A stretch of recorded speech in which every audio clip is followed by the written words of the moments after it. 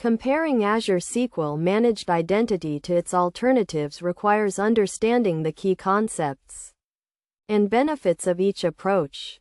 In this guide, we will walk you through the process of comparing Azure SQL Managed Identity to its alternatives, providing practical examples and best practices along the way.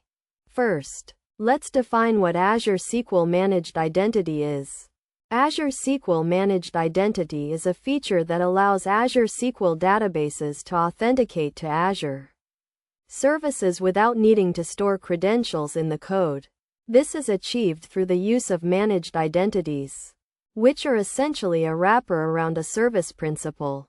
Now, let's discuss the alternatives to Azure SQL Managed Identity. The main alternatives are service principals, certificate-based authentication, and SQL authentication. Service principals are similar to managed identities but require more manual setup and maintenance. Certificate-based authentication uses certificates to authenticate to Azure services, while SQL authentication uses a username and password to authenticate to the database. To compare Azure SQL Managed Identity to its alternatives, you need to consider the following factors: security, ease of use, and scalability. Azure SQL Managed Identity provides a secure way to authenticate to Azure services without storing credentials in the code. It is also easy to use, as it requires minimal setup and maintenance. In terms of scalability, Azure SQL Managed Identity can handle large workloads and is well suited for enterprise environments. In contrast, service principals require more manual setup and maintenance, but provide more control over the authentication process. Certificate-based authentication provides a high level of security, but can be complex to set up and maintain. SQL authentication is easy to use, but provides a lower level of security compared to the other alternatives.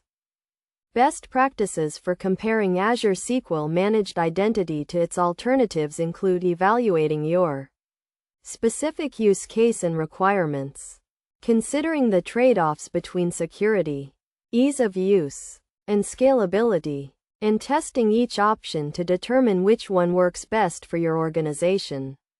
Additionally, it is recommended to use Azure SQL Managed Identity as the default choice, unless you have a specific requirement that necessitates the use of an alternative.